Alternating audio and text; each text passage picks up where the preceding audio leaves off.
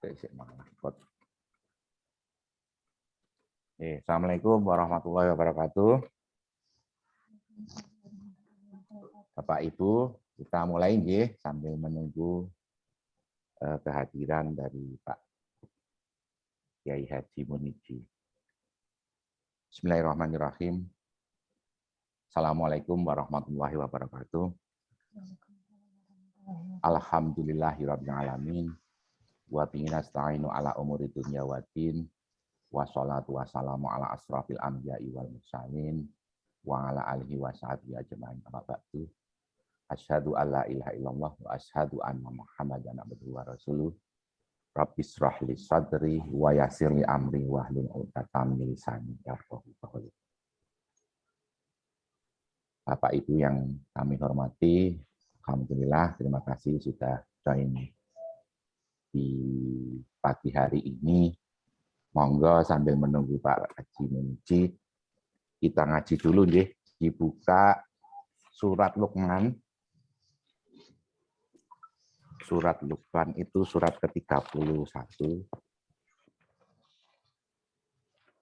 Nanti kita baca ayat dari ayat ke-13 sampai ke-27.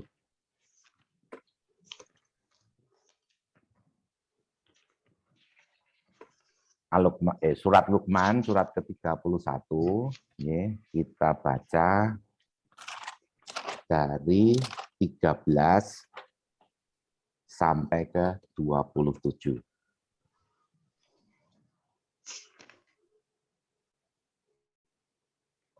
Sudah? Sudah pada pegang Al-Quran?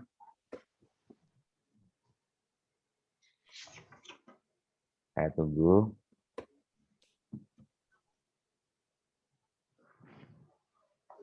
Kalau sudah, monggo kita kaji bareng-bareng nggih. A'udzubillahi minasyaitonirrajim. Bismillahirrahmanirrahim.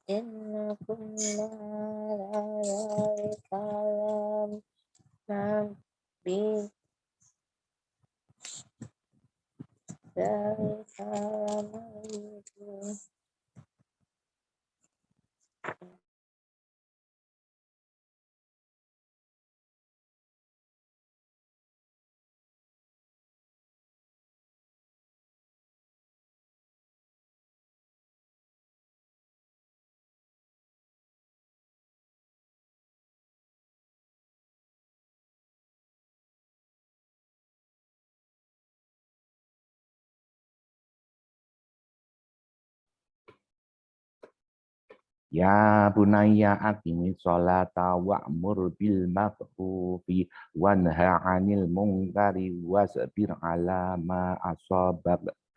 Inna dzalika min azmil umur. Wala tusa'ir haddaka linnasi wala tamsi fil ardi maraha. Innallaha la yuhibbu kulla muhtalin fakhur. Wa qusid fi masjika wa'zud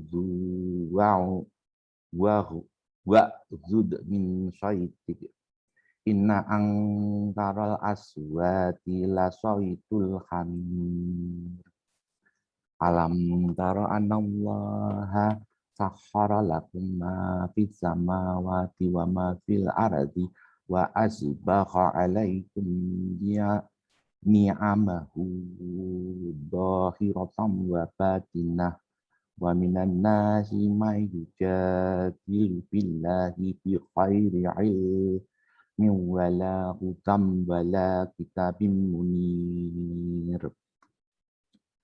Wa idza qila lahum ittabi'u ma anzalallahu qalu bal nattabi'u ma wajadna alaihi aba'ana awalau kana syaitanu yad'uhum ila adabis sa'ir wa may yuslim wajhahu ila Allahi wa huwa muhsinun faqad istamsaka bil urwatil wusqa wa ila Allahi aqibatul umur wa man kafara fala tahzunka kufruh ilaina marji'ukum fanunabbi'ukum bima amilu innallaha alimun bidzati sudur numati'uhum qalilan summa nadtaruhum ila adabin ghalis wala in sa'altakum man khalaqas samawati wal arda la yaqulunna Allah qulil hamdulillah bal aksaruhum la ya'lamun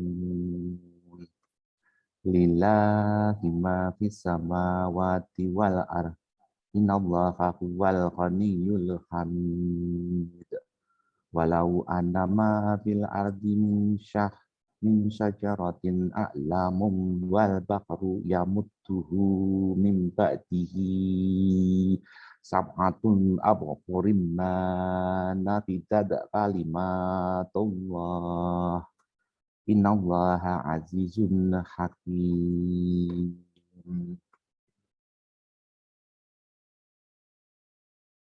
Sadaqallahul adzim.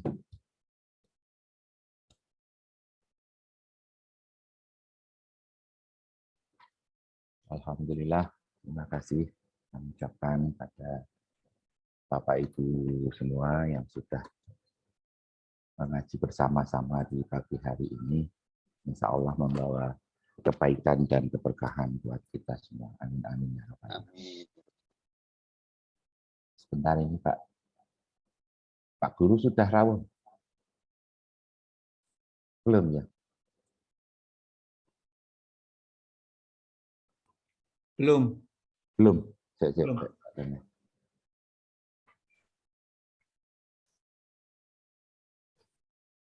Ngaji dulu Pak Rudi. Ya. Wes Bude. Oh, wes toh. Wes lak mlebu aku. Kowe mlebune kontet tak ya? Sorry. PDM mana pengajian juga ya bareng-bareng.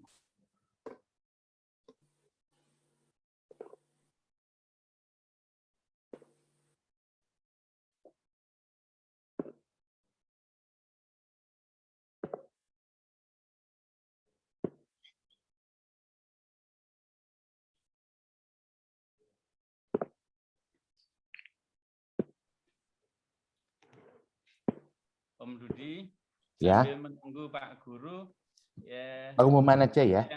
Ada yang membacakan terjemahannya tadi. Oh ya. 12 itu. Oke, monggo. A'udzubillahi minasyaitonirrajim. Bismillahirrahmanirrahim.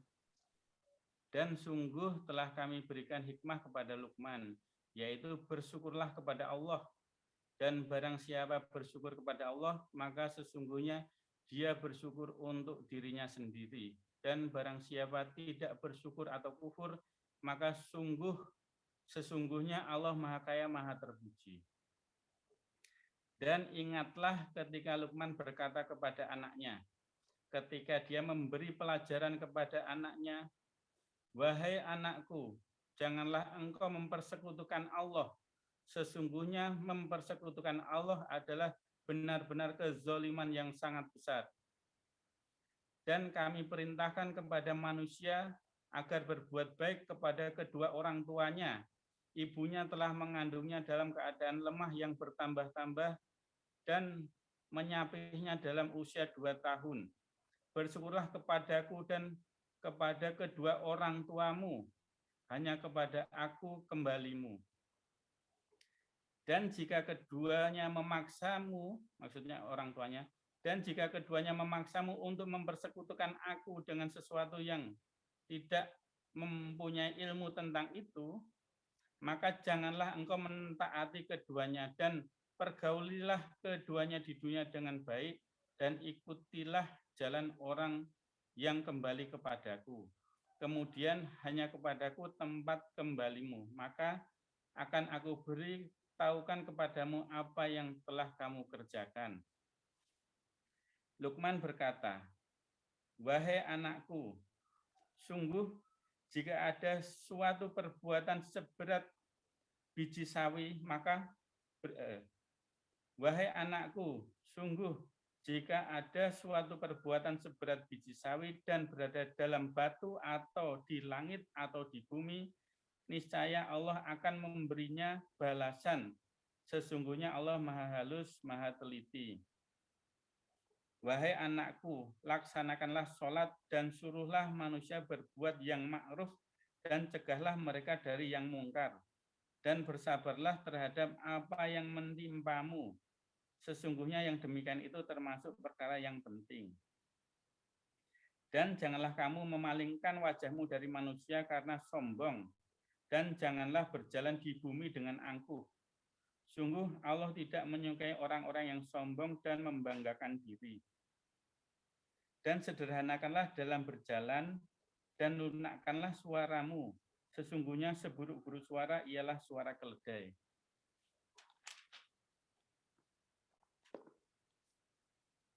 Tidakkah kamu memperhatikan bahwa Allah telah menundukkan apa yang ada di langit dan apa yang ada di bumi untuk kepentinganmu dan menyempurnakan nikmat-Nya untukmu lahir dan batin?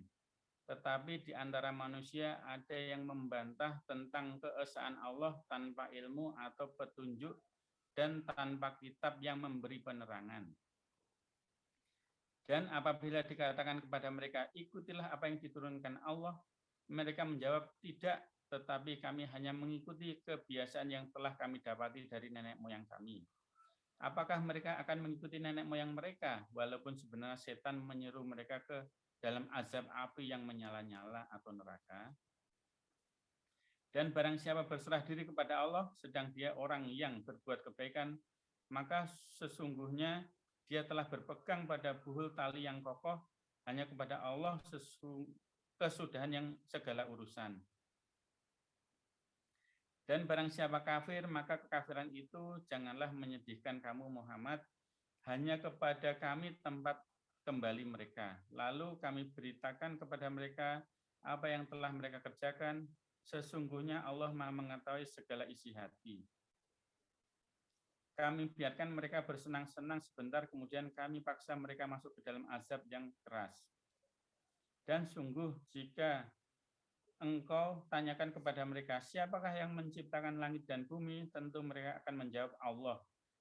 Katakanlah segala puji bagi Allah, tetapi kebanyakan mereka tidak mengetahui.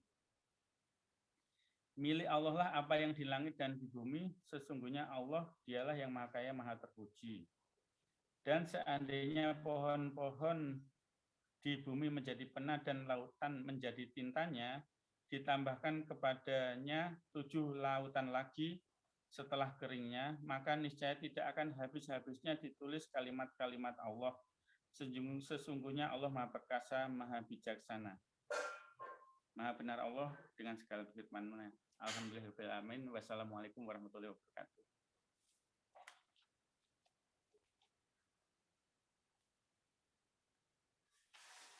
Om Dudi masih dimut, Om. Alhamdulillah. Nuwun Om Inengku yang sudah membacakan arti dari sebentar Jame Muni. Seru banget. Sudah. Pak Guru Budi sudah jawab kok.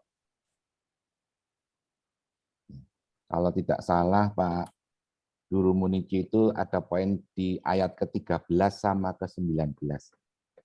Ayat ke-13 itu intinya adalah kita tidak boleh,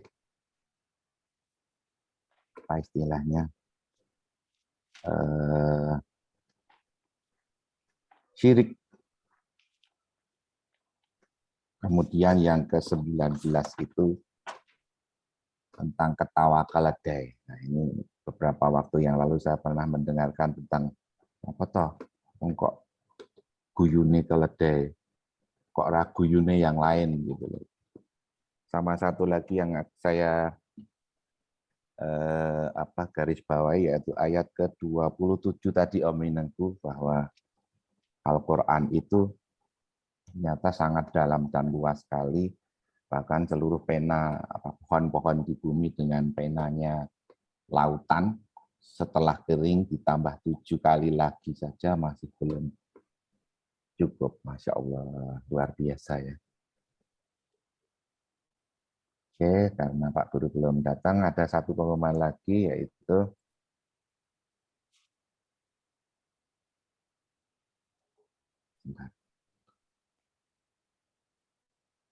insya Allah nanti di bulan Oktober kita akan tetap hadir di setiap Jumat pagi, dan yang istimewa dari 5 kali Sabtu di bulan Oktober ini nanti akan ada 5 orang ustadz yang semuanya baru yang akan hadir di Zoom Sabtu pagi. Insya Allah, jadi 5 kali Sabtu dan 5-5-nya adalah orang-orang ustadz-ustadz yang baru sekali hadir di Zoom kita ini. Di minggu yang pertama ada Ustadz Abdul Jamil, Dekan FHUI, kemudian ada Ustadz satu yang istimewa, yaitu yang di minggu keempat kalau nggak salah, sebentar ini catatannya. Beliau seorang Habib dari Kutai Tarumanegara.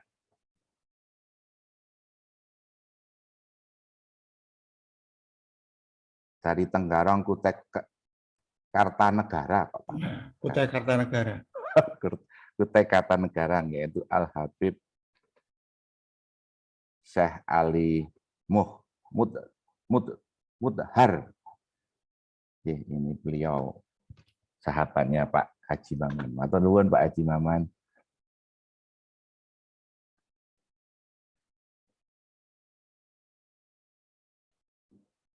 Itu salah satu pengumuman yang insya Allah akan hadir di Zoom kita di bulan Oktober. Bahkan insya Allah ini di bulan November pun dari 4 kali hari Sabtu sudah terisi 3 yang masuk, tinggal yang minggu keempat yang 27 November yang sudah saya capri, tapi beliau baru memastikan kepastian bisa dan tidaknya.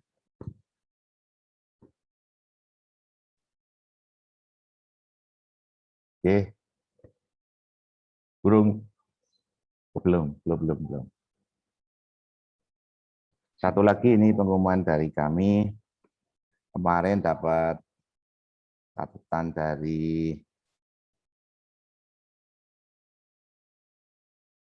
Om Winengku selaku bendahara Ngadem Kiati, yaitu diucapkan jazakumullah khairan katsira pada bapak-bapak, ibu-ibu jamaah Jumiyah Ngadem Kiati yang sudah menitipkan sebagian rezekinya kepada kami, yaitu total yang ada di rekening Ngadem Kiati adalah 128.222.500 rupiah. Di bulan September sampai Jumat kemarin, uang yang masuk adalah 5.205.000 dari 22 orang. Kemudian zakat infak sedekah yang terkumpul sebesar 34.722.500 rupiah. Sedangkan saldo wakaf untuk tukar guling sebesar 93.500.000 rupiah. Sekali lagi diucapkan jazakallah khairan katsira. Terima kasih banyak kepada hamba-hamba Allah yang sudah menitipkan sebagian rezekinya kepada kami. Matur nuwun, terima kasih banyak. Semoga budi baik panjenengan mendapat ganti yang berlimpah dari Allah Subhanahu wa taala. Amin amin amin amin ya rabbal alamin. Pak Ustadz sudah hadir, Om Rudi? Sudah hadir. Oke. Assalamualaikum Pak Haji, Munici, Pak Guru. Waalaikumsalam warahmatullahi wabarakatuh. Sehat Pak Guru? Alhamdulillahirabbil alamin. Alhamdulillah. Ini langsung kita mulai Pak Guru. Monggo. Bismillahirrahmanirrahim. Assalamualaikum warahmatullahi wabarakatuh. Alhamdulillah karena ini Pak Kiai Haji Munici sudah rawuh, karena waktunya sudah masuk jam 6 lewat. Monggo Pak Haji, pengajian pada pagi hari ini kita buka bersama-sama dengan membaca basmalah. Bismillahirrahmanirrahim. Bismillahirrahmanirrahim. Untuk selanjutnya, monggo Pak Guru Munici, waktu kami persilakan. Assalamualaikum warahmatullahi wabarakatuh. Waalaikumsalam. Assalamualaikum warahmatullahi wabarakatuh. Waalaikumsalam. Alhamdulillahilladzi arsala rasulahu bil huda wa dinil haqq liyudhhirahu 'ala ad-dini kullihi wa kafa billahi syahida. Asyhadu an la ilaha illallah wahdahu la syarikalah wa asyhadu anna Muhammadan 'abduhu wa rasuluh la nabiyya ba'dah. Allahumma shalli wa sallim khatamal anbiya'i wal mursalin Muhammadin wa ala alihi wa ashabihi ajma'in. Amma ba'd. Bapak-bapak, ibu-ibu dan saudara-saudaraku rahimakumullah. Marilah pertama kita senantiasa memanjatkan puji syukur kehadirat Allah atas limpahan rahmatnya, barokahnya, karunianya, hidayahnya, dan nikmatnya yang diberikan kepada kita semuanya ini, sehingga di pagi ini, pagi yang cerah ini, yang meskipun agak gerah ya, agak panas sedikit ya, tapi kita masih diberi kesempatan oleh Allah bisa bersilaturahim meskipun by Zoom atau online, ya, bisa bertolabul ilmi, ya, ini merupakan suatu nikmat yang diberikan Allah kepada kita, karena kita pagi-pagi dimulai dengan yang namanya ibadah, ya, ibadah makhluk sudah tadi subuh, ya, kita sholat subuh berjamaah itu ibadah makhluk. Sekarang gilirannya ibadah khairun makhluk. Karena yang namanya silaturahim itu ibadah layat kulul jannah qad arafi. Tidak bakal masuk surga orang yang tidak senang dengan silaturahim. Itu ibadah. Thalabul ilmi faridatan ala kulli muslimin wal muslimat. Menuntut ilmu itu diwajibkan bagi diri laki-laki dan perempuan. Ini termasuk thalabul ilmi. Itu ya merupakan ibadah. Nah inilah. Jadi kalau kita itu bisa melakukan apapun yang kita lakukan, apapun yang kita kerjakan, itu mempunyai nilai ibadah. Ini artinya kita di dalam hidup itu sudah benar. Karena wa ma khalaqtul jinna wal insa illa liya'budun. Kita diciptakan oleh Allah itu illa liya'budun, hanya untuk beribadah. Apapun, aktivitas apapun itu ibadah.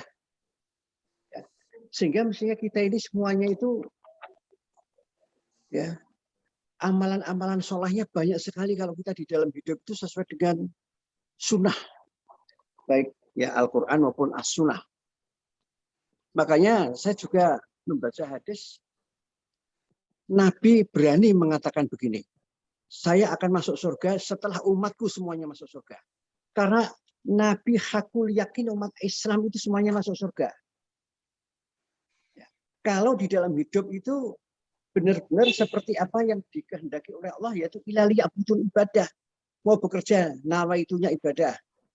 Mau olahraga, nawaitunya ibadah. Karena orang mukmin yang sehat, yang kuat itu lebih dicintai oleh Allah daripada orang-orang mukmin yang lemah. Nah, itulah. Jadi apapun kita mingset, ya kalau orang Jawa mengatakan itu ibadah. Kita olahraga, jogging, misalnya muter-muter alun-alun, berapa putaran, setiap langkah subhanallah, subhanallah, subhanallah, alhamdulillah. Ora usah dihitung ping pira. Ya, 1/4 jam saja sudah berapa itu kita mengucapkan pahala tok itu. Sehingga kita itu banyak sekali pahalanya. Makanya saya selalu mengatakan untuk bisa husnul khotimah itu gampang. Ya, akhiran yang baik itu gampang. Kalau kita itu selalu berzikir ala kulli halin, makanya Allah mengatakan zikrullah ala kulli halin. Zikirlah kepada Allah dalam situasi dan kondisi macam apapun. Nonton TV zikir, ibu-ibu masak zikir, bapak-bapak juga demikian. Jadi kalau nggak ada yang namanya ngalamun yang nggak karuan, yang enggak apa-apa itu ya disikapi dengan zikrullah ala kulli halin, zikir kepada Allah selalu. Sehingga kalau kita zikir kepada Allah meninggal ya husnul khotimah. Karena yang terakhir itu ya, kalimah thayyibah. Apalagi yang mau meninggal la ilaha illallah, langsung dijamin surga. Nah, itulah. Makanya Nabi berani mengatakan umatku itu semuanya masuk surga dan aku yang terakhir nanti. Setelah umatku semuanya masuk surga. Itulah. Oleh karena itu monggo Bapak Ibu dan Saudara rahmatullah, zikrullah ala kulli halin, ingatlah kepada Allah dalam situasi dan kondisi macam apapun. Nah, pada pagi hari ini saya mau berbicara persoalan akhlak. Ya, barangkali judulnya itu rada aneh. Ada apa dengan akhlak?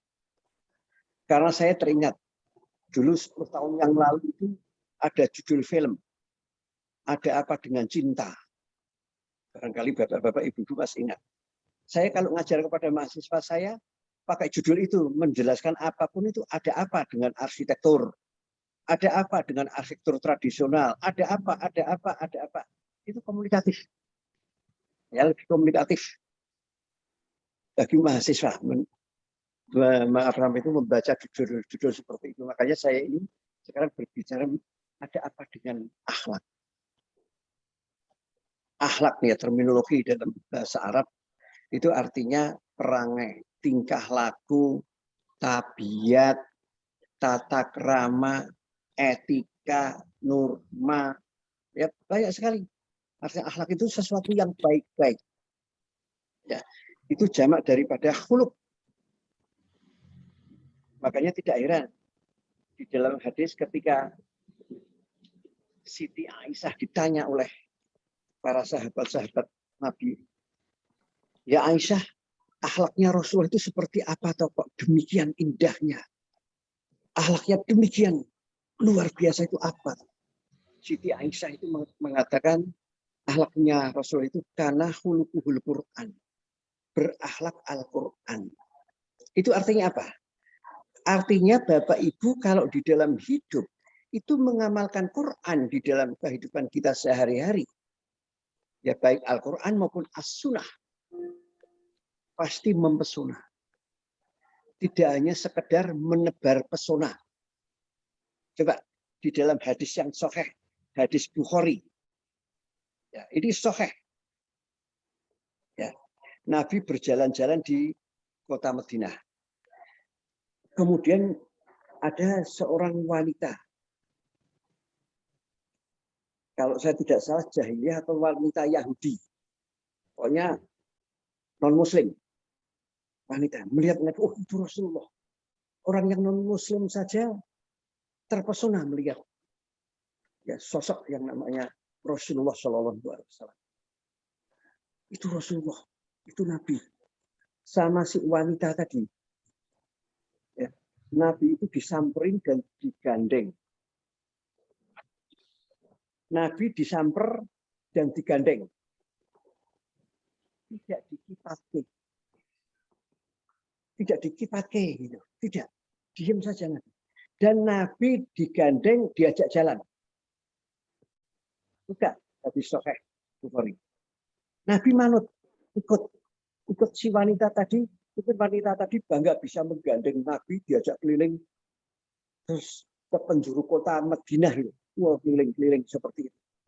Dibanggakan sama barangkali orang-orang. Oh ini loh, saya bersama Nabi. Itu kan ibarat para remaja ketemu dengan artis idola tadi. Ketemu dengan artis idola di mana, digandeng, dijak. Kalau sekarang bisa foto selfie. Zaman dulu belum ada foto selfie, belum ada HP. Jadi hanya digandeng, diajak jalan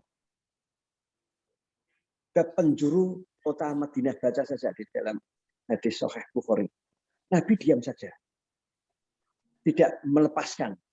Setelah wanita itu sudah puas ngejak jalan-jalan Nabi, wanita tadi baru melepas Nabi. Baru Nabi pergi. Apa ada sekarang orang yang mau seperti itu? Ustadz, ulama. Ada seorang wanita yang gandeng seperti itu. Pasti dikipati. Apalagi tahu yang gandeng orang kafir. Itulah akhlak Rasulullah. Tadi barangkali Bapak Ibu pernah mendengar, ya, Rasulullah di sudut kota, di sudut dekat kota Mekah, tapi di sudut Masjidil Haram. Itu kalau ke masjid, ya, sering pagi sekali subuh melihat ada orang wanita Yahudi yang buta, mau makan, saya mencari makanannya susah. Ya, apa nama itu, gresek-greyek gitu, cari makanannya di mana karena buta. Nabi melihat makanannya di sebelah sama Nabi diambil, bukan kok hanya diambil, disuapin. Sekali lagi disuapin sama Nabi, wanita jahiliyah, wanita Yahudi, ya, yang buta, disuapin. Ketika disuapin Nabi, dia ngomong, sambil ngomong, ngerasani Nabi. Dia nggak tahu yang nyuapin itu Rasulullah. Ngerasani Nabi. Ya, Muhammad itu orang gila, begini, bla bla bla bla bla bla bla. Dia belum pernah ketemu Nabi. Disuapin terus sama Nabi. Sering. Siang, mau zuhur ke masjid, pulang dari sholat zuhur, disuapin wanita itu sama Nabi. Misa ke masjid, ya, disuapin sama Nabi. Ya. Sambil ngoceh, rasani Nabi. Nah, inilah. Setelah Nabi meninggal, tapi Nabi sebelum meninggal, Nabi berpesan pada Abu Bakar, ya Abu Bakar, kalau saya mendahului kalian, itu ada wanita tua. Yahudi. Itu. Tolong ya, apa yang sudah saya lakukan bertahun-tahun ini diteruskan, disuapin. Benar, Nabi sudah tiada ganti Abu Bakar yang menyuapin. Dia nggak tahu, ya, nggak tahu kalau itu Abu Bakar karena buta. Hanya dia mengatakan begini, kok tumben tidak seperti biasanya. Padahal Abu Bakar itu sifatnya ya seperti sifat Nabi, tapi si wanita itu merasakan kok tumben biasanya sampai itu halus sekali menyuapinya, tidak gerusa-gerusu seperti itu. Abu Bakar ngaku, maaf, Rasulullah sudah meninggal, saya Abu Bakar. Oh, jadi selama ini yang menyuapi saya itu Rasulullah, Nabi. Iya. Itu iya, Nabi. Dia mengatakan, waduh, saya itu menjelek-jelekan Nabi di depan Nabi sendiri itu. Tapi dia tetap baik sekali sama saya. Itulah akhlak Rasul. Kalau diteruskan orang wanita tadi itu masuk Islam. Juga Nabi ketika mau ke masjid selalu ada orang kafir jahiliyah yang jahil kepada Nabi, melempar kotoran biar najis, biar tidak bisa sholat gitu. Tiap berangkat ke masjid tidur dengan sampah-sampah ya, dilempari sampah-sampah sampai di masjid Nabi terpaksa mencuci sebagian yang kena sampah-sampah tadi baru sholat. Selalu seperti itu. Nabi tidak merasani kepada sahabat, tidak ya ngomel-ngomel ya, muni-muni ya, kalau tidak merasani pun kepada sahabat tidak. Tapi hanya sudah. Itu artinya menyelesaikan masalah tidak dengan masalah. Menyelesaikan masalah tidak dengan masalah itu seperti itu. Nah, ketika Nabi ketika ke masjid kok tumben. Biasanya ada tetangga di dekat masjid itu yang selalu melempari sampah, kok tinggal beberapa hari tidak. Sehingga gamisnya bersih terus. Nah, itu baru Nabi ngomong sama sahabat. Saya itu biasanya dulu kalau ke sana itu dilempari dengan sampah, dengan kotoran-kotoran. Tapi sekarang ini tumben tidak, sudah beberapa hari ini tidak. Sahabat mengatakan, ya Rasulullah, orang itu kemarin jatuh sakit, jatuh dan digotong sakit. Apa yang dilakukan Nabi setelah sholat berjamaah di masjid, disempatkan mampir ke rumah orang, ditengok. Dia kagetnya nengok Nabi. Itulah akhlak. Sehingga dia masuk Islam. Jadi dakwahnya Nabi, ya, Bapak, Ibu, dan saudara-saudara rahmatullah, itu nanti kita bisa meniru tata cara dakwah kita. Dakwah tidak hanya di atas mimbar, tidak di majelis taklim, ya, tidak di dalam masjid. Saya selalu bertanya, kalau kita itu dakwah selalu di atas mimbar, apalagi di dalam masjid, siapa yang mendengarkan dakwah kita? Orang-orang yang sudah baik, yang ahli masjid. Tapi sementara orang-orang yang masih jahat, ya, selalu melakukan kejahatan kriminal, yang di luar sana, siapa yang mendakwai? Sehingga dakwahnya Nabi tidak hanya ceramah, tapi dakwah bilhal. Tidak hanya bilisan, tapi bilhal dengan amalan. Sehingga apapun yang dilakukan oleh Nabi itu luar biasa, mempesona. Nah, itu dakwah. Sudah banyak orang yang masuk Islam. Nah, itulah sebagai ilustrasi cerita. Nah, sekarang yang kaitannya dengan akhlak, itulah akhlak. Akhlakul karimah, akhlak yang baik. Nah, akhlak itu ada dua macam. Akhlak mahmudah dan akhlak mazmumah. Akhlak mahmudah itu akhlak yang baik. Ya, jadi kalau kita melakukan suatu perbuatan yang baik, makanya saya tadi matur di sini, kalau yang kita lakukan itu dengan Quran dan As-Sunnah, itu sudah mempesona kok. Ya. Jadi, ya, begini, akhlak itu tidak hanya akhlak kepada Allah, akhlak kepada Allah dan akhlak kepada manusia, akhlak kepada akhirat dan akhlak kepada dunia. Akhlak kepada dunia juga tidak hanya kepada manusia, tapi akhlak kita terhadap alam semesta. Akhlak kita terhadap tanam-tanaman, kepada tumbuh-tumbuhan, terhadap hewan, kepada semua makhluk-makhluk Allah. Itu bagaimana? Jadi sangat luas kita berbicara persoalan akhlak. Kalau akhlak kepada Allah gampang, justru gampang. Sholat, puasa, zakat, haji itu kita lakukan. Itu sudah akhlak kepada Allah. Terus bagaimana kita akhlak kepada manusia? Nah, begini. Banyak orang itu yang mindsetnya, pokoknya orientasinya itu akhirat. Kafir untuk Allah, kafir untuk Allah. Bullshit dengan dunia. Apa yang ngurusi dunia? Dunia itu bullshit, bohong-bohongan. Penuh dengan hoax dunia itu. Yang penting akhirat. Kalau saya itu yang saya urusi akhirat. Dunia, no way. Itu juga tidak benar. Karena Nabi mengatakan, Laisat itu antara dunia. Ya. Ya.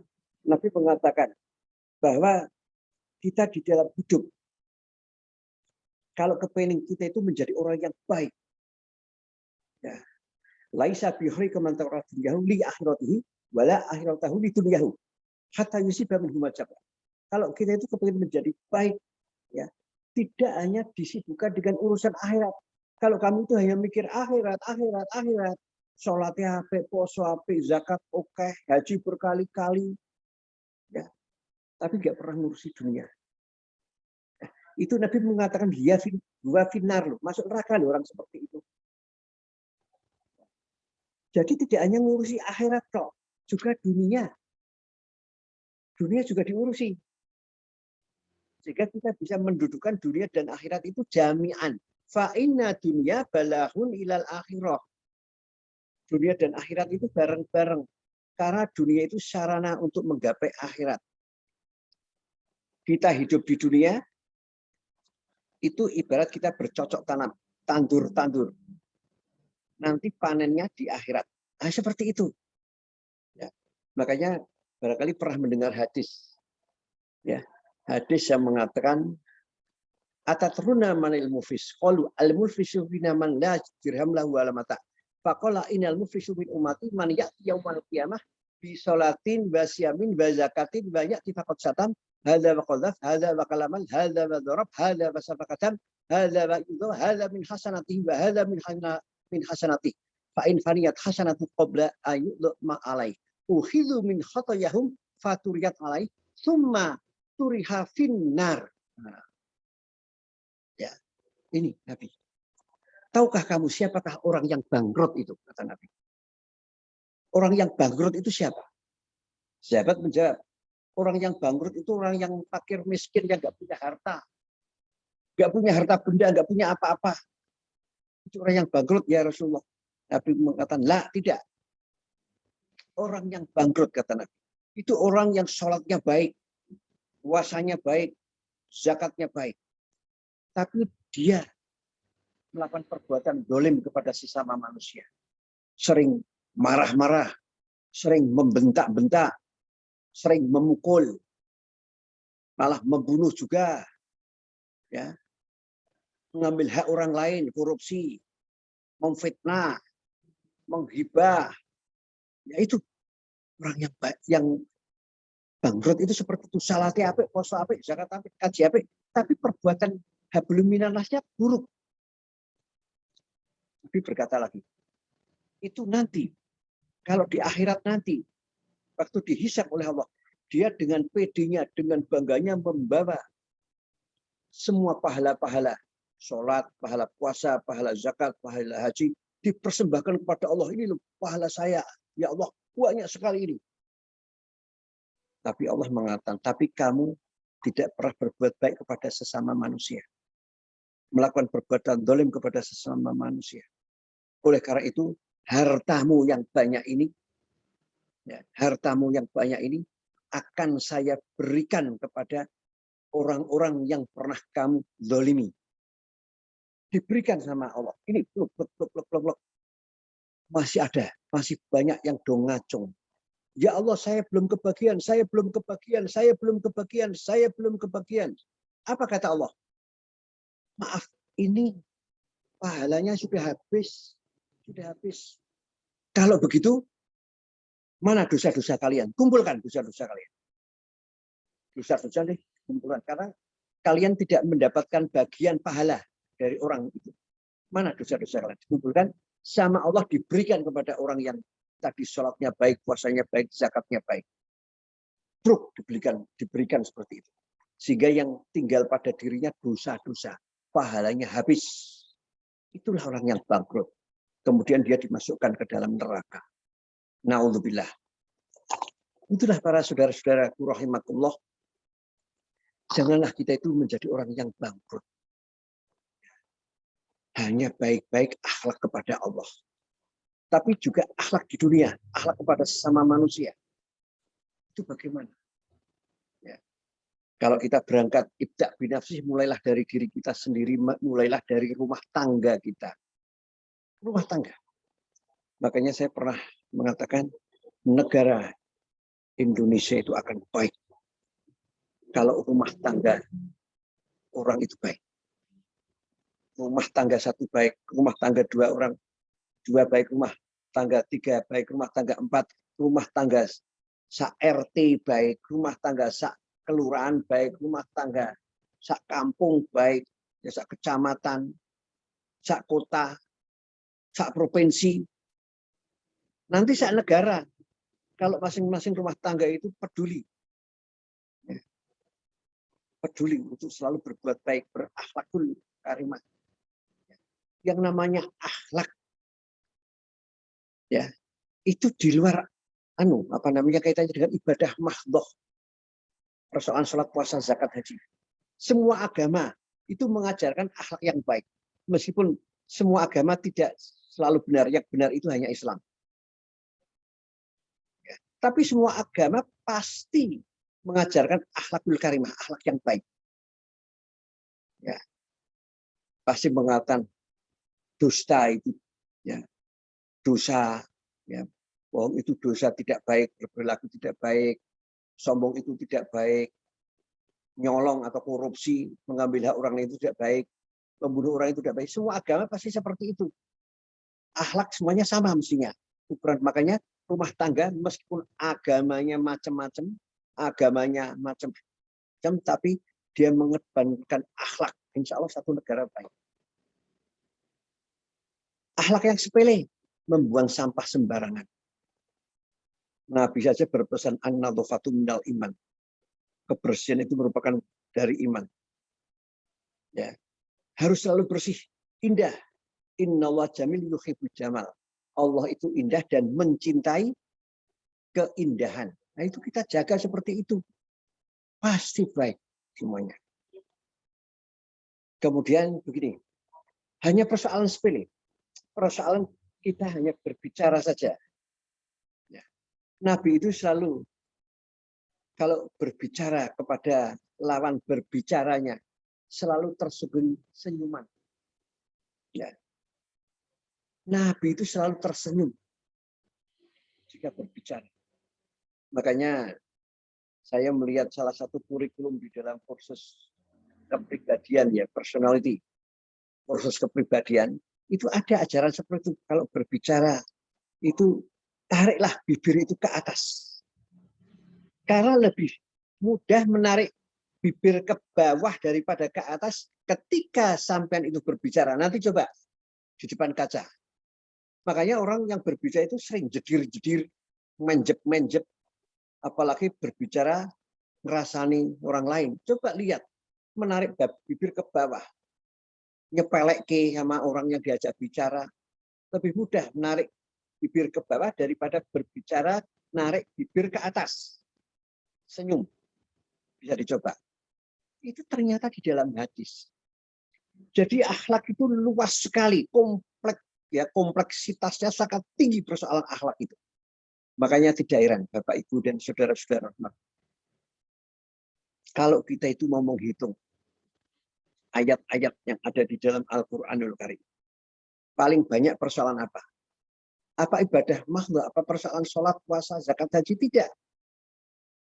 Yang paling banyak itu persoalan akhlak. Makanya tadi Siti Aisyah mengatakan karena khuluquhul khuluq. Ya, akhlaknya Nabi itu akhlak Al-Quran.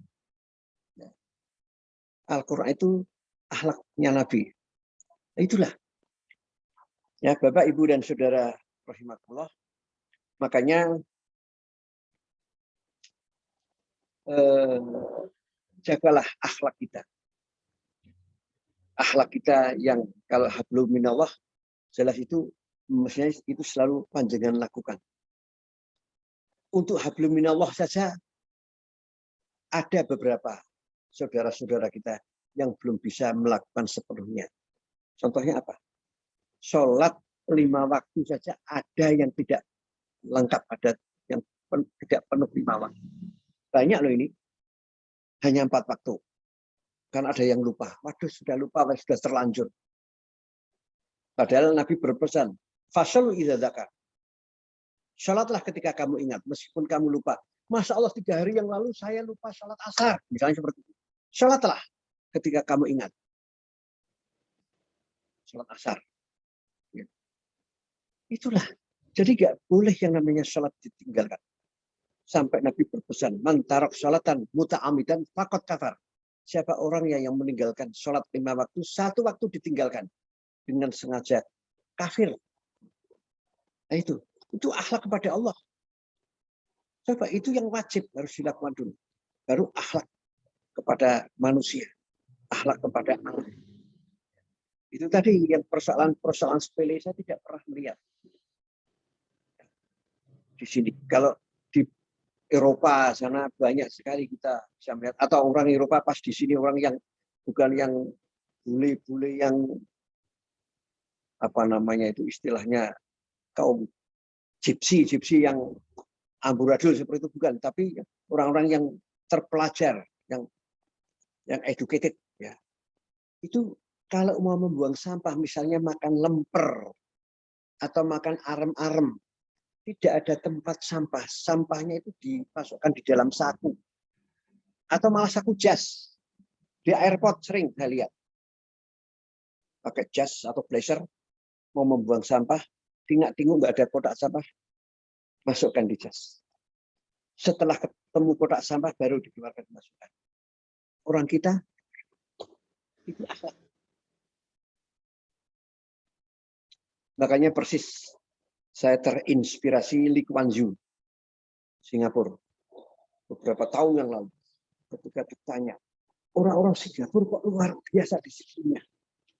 Membuang sampah di tempatnya, orang jalan di zebra cross, semua kendaraan itu berhenti. Gak ada yang, ya selama masih ada orang yang jalan di zebra cross seperti itu. Ya, sampah juga tidak dibuang sembarangan. Sangat disiplin tinggi. Nyegat taksi ya di tempat, ya, tempat pos untuk nyegat taksi. Taksi juga nggak mau berhenti kalau dicegat tidak di tempatnya. Gitu loh. Asal orang ngawe-awe taksi itu, taksi nggak mau berhenti. Itu baru di Singapura. Tetangga kita yang terdekat bisa seperti itu. Makanya ketika Lee Kuan Yew ditanya, bagaimana Anda itu mendisiplinkan penduduk Singapura? Apa jawab Lee Kuan Yew? Barangkali itu tidak bisa menginspirasi kita. Pertama kali yang saya disiplinkan anak-anak balita. Yang tua-tua saya diamkan saja. Melakukan perbuatan salah, pelanggar, angel sudah. Nanti kan suwe-suwe mati dewe katanya. Sudah tua-tua suwe-suwe mati. Generasi dilanjutkan generasi yang mendatang, yang sekarang balita itu generasi. Nah, itu yang dijaga. Kalau kita kan angel banget. Merah ya terabas saja. Di Singapura dulu sebelum ada smartphone, sebelum ada bongsone CCTV apa itu, sopir taksi itu sudah benar-benar disiplin. Lampu merah meskipun itu pagi, sebelum subuh jam 3 pagi mau ke airport, lampu merah berhenti, padahal nggak ada kendaraan lain selain taksi yang saya tumpangi itu. Berhenti. Pernah teman saya cerita saya, keburu-buru ke airport, ya pagi-pagi juga, karena bangun kesiangan dari hotel. Kemudian ngebut, taksi ini pun ngebut, tapi ketika lampu merah nyala, berhenti. Nah, si teman saya karena keburu jauh itu, terus. Sebenarnya taksinya hanya nunjuk lampu merah. Luar biasa. Kita ini. Jadi itulah, itu akhlak. Ya, akhlak itu perangai. Makanya tidak binasa mulailah dari rumah tangga kita. Orang tua kepada anak-anaknya. Jujur sekarang saya itu apa namanya itu prihatin sekali. Anak-anak orang Jawa, wong Jawa sudah nggak pada bisa bosok. Nggak usah kromo hinggil, nggak usah yang hinggil. Bosok karena wong tuane aja enggak. Paling bahasa Indonesia. Bahasa Indonesia sok bahasa itu yang ngopo. Bos selesai yang mengopo orang tuanya. Itu nggak ada yang bisa bahas bosok sekarang ini.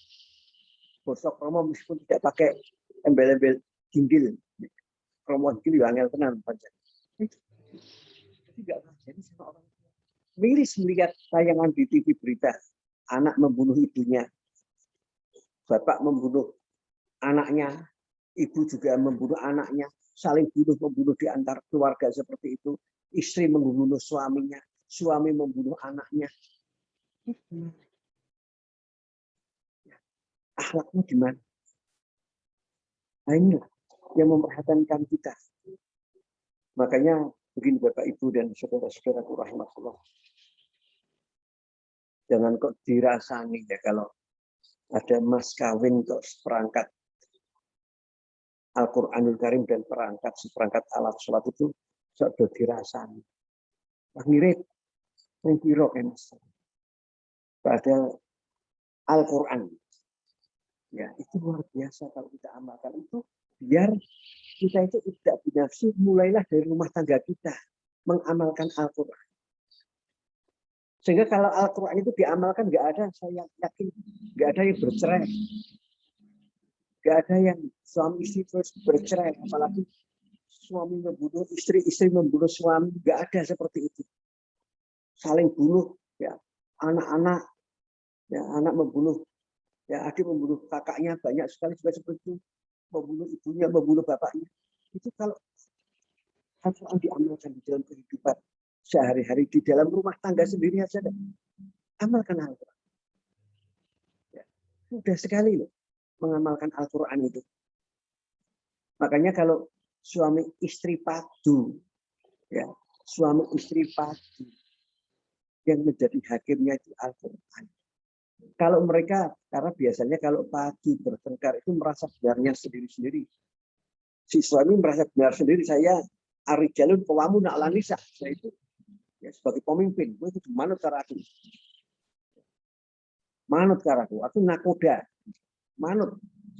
Tak boleh manut. Jadi suami itu sering, kalau orang Jawa mengatakan mentengkelek, merasa menang sendiri. Demikian juga istri ada juga yang tidak mau kalah. Benar aku. Tapi kita ingat, kulil hakum mirabbikum. Kebenaran itu mutlak menurut Allah. Coba yuk buka Al-Quran. Sing benar pendapatmu apa pendapatku. Sing pendapatnya itu sejalan, seiring, sejalan dengan Al-Quran itu sing benar. Enak sekali.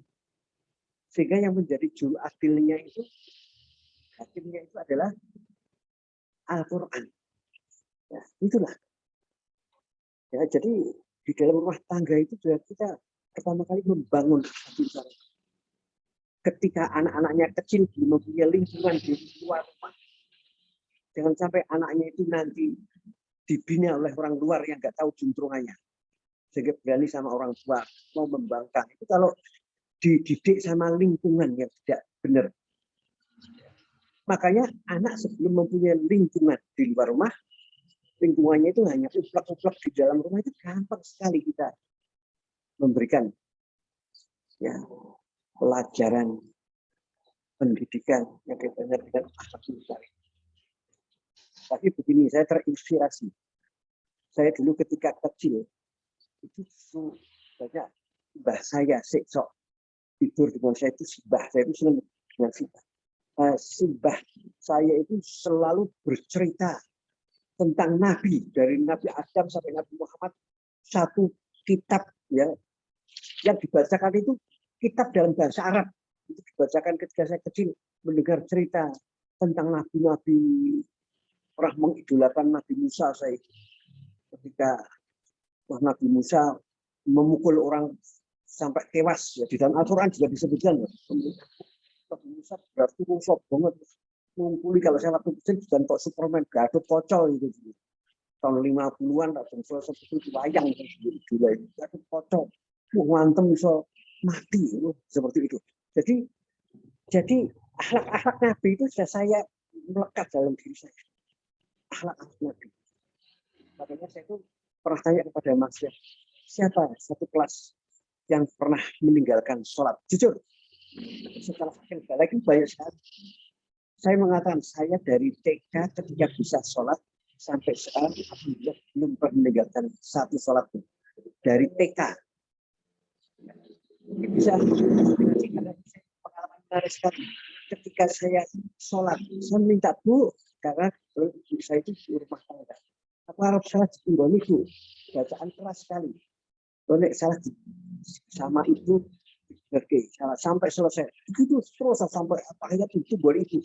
Nah itu sebagai madrasatul awal, kampus awal pertama anaknya. Ya, itu. Jadi saya itu sering terngiang-ngiang apa yang diperjanjikan sama ibu saya melekat sekali. Sehingga orang-orang kauman itu sering, kalau yang saya alami ya, karena juga ada rumah tangga lain yang anaknya seperti kalau marah, saya itu marah dengan orang rumah, itu perginya ke masjid, wes ke masjid, wes tekan misa, kumpulin dari itu nang masjid terus, gitu, sering seperti itu, ngungsi nang masjid. Kemudian kalau marah di rumah saya itu kosong, ben ora masakan itu, ayo maaf, mau aku kosong. Ya, karena malam itu saya begitu, saya puasa.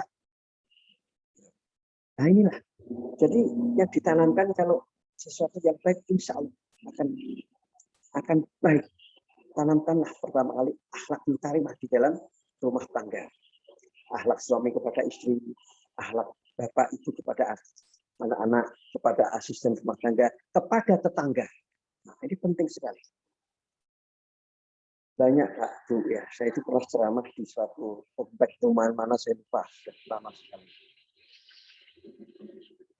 Itu saya bertanya apa ada yang jutaan. Karena Nabi mengatakan la yuhalilul asjur salasan zaman hajar salasin sama tadakanat. Jadi orang yang jutaan lebih dari 3 hari itu semuanya sudah masuk neraka, dosa itu. Jutaan boleh, tapi jangan lebih dari 3 hari. Salasin ya 3 hari. Jangan sampai itu. Suami istri jutaan boleh nggak boleh, tapi jangan lebih dari 3 hari nengan-nengan. Makanya begini Pak Bu ya. Saya kalau memberikan nasihat perkawinan, ya, pernikahan, itu sering ya. Saya tadi kan bilang, jangan sampai cerai, tidak ada yang cerai, tapi perceraian itu halal, tidak haram itu. Halal, itu kan logik sekali agama itu. Kalau nggak bisa cerai terus gimana kalau pancan wis cocok. Makanya ada suami dibunuh istri, istri dibunuh suami itu orang cerai, nek cerai malah selamat kabeh. Gitu loh. Ya, istri masak jenis racun. Suaminya makan wah enak sekali, ngerti mati. Demikian juga suaminya nggawa oleh-oleh. Bakmi ini terus dicampuri racun nang dalan dimakan suami, istrinya mati. Karena kepengen cerai nggak bisa. Karena agama non Islam itu kan nggak bisa yang namanya cerai. Kawin itu harus sampai mati. Itu justru tidak logik. Islam itu logik. Sesuatu yang paling dibenci oleh Allah tapi halal. Itu perceraian. Makanya proses perceraian itu seperti apa Pak Bu? Ini sering kita itu salah kaprah. Ya, kita sudah nggak cocok. Ya, wes suka tolong dino untuk nengan. Terus pisah ranjang. Saya ulangi, pisah ranjang, bukan pisah kamar. Ranjangnya pisah, satu kamar yang ranjangnya pisah. Padahal wah bojoku wis ndisiki, waduh aku pegah aku turun nang jipan, bojoku wis nang kono aku tak turun nang isor. Bilalah kita yang duluan. Waduh, bojoku wis ngono. Ora kok terus nang jobol itu nang ruang keluarga atau nang kamar liya kalau apalagi kalau model artis turun nang omah liya nang apartemen punya rumah di lain lokasi artis kan seperti itu. Nek kaya ngono ya gampang langsung cerai kalau seperti itu sudah harus biasa bisa. Tapi kalau pisah ranjang hanya di dalam kamar beda ranjang sosok mesake wah bojoku kita kademen klisi ora iso turu diundang. Mas, nang dhuwur kene, Mas. Demikian juga suaminya sudah duluan bojoku kok bisa klisi kita ora iso turu kademen nang jebin. Bu kok kene, wis enggak. Seperti itu diharapkan akur lagi. Tapi kalau pisah kamar, apalagi pisah rumah bubar. Ini dalam Islam. Ya. Akhlak kepada orang tua, akhlak kepada teman. Nah, yang menarik ini, akhlak kepada tetangga. Ya. Tetangga kita nyetel radio atau nyetel TV seru banget atau nyetel apa namanya itu tape ya. Lagu wes seru banget. Kita keberbekan. Mas, Mbok Jo, nyetel seru-seru aku berbegi. Apa jawab tetangga kita? Apa urusan panjenengan? Saya beli radio ini dengan uang saya sendiri. Saya setel radio ini di rumah saya. Nyetelnya tidak di rumah panjenengan. Di dalam kamar saya. Kamar kerja saya. Saya setel. Apa urusan Anda? Kita yang milik tetangga tadi itu, kita juga bisa mengatakan seperti itu. Saya tidur di kamar saya sendiri, itu rumah saya bangun dengan uang saya sendiri. Tapi kenapa suara radiomu masuk ke kamar saya? Gitu. Nah, itulah diatur oleh akhlak gitu. Ya, diatur oleh akhlak. Makanya yang namanya apa namanya itu? Tasamuh, toleransi itu akhlak. Nah, itulah. Ini kalau saya kan masih panjang lebar ini sebenarnya persoalan akhlak itu. Jadi ini sudah sak jam nih saya ngomong. Ini barangkali pas panjang lebar, tapi saya akhiri sampai di sini saja. Monggo bisa tanya jawab Bapak Ibu dan Saudara rahimakumullah. Jadi monggo Bapak moderator. Alhamdulillah atas suwun Pak Guru Munici yang sudah memberikan tausiahnya. Saya malah liar-liar Pak Guru ini, kayak didongengke gitu tapi mak jelek gitu. Monggo kita buka sesi tanya jawab nanti akan dipandu sama Mbak Anggun. Mbak Anggun, Assalamualaikum. Waalaikumsalam warahmatullahi Monggo wabarakatuh. Mbak Anggun kalau ada yang mau bertanya. Monggo Bapak Ibu yang mau bertanya di acara tausiah pagi ini. Kami persilahkan. Monggo, monggo.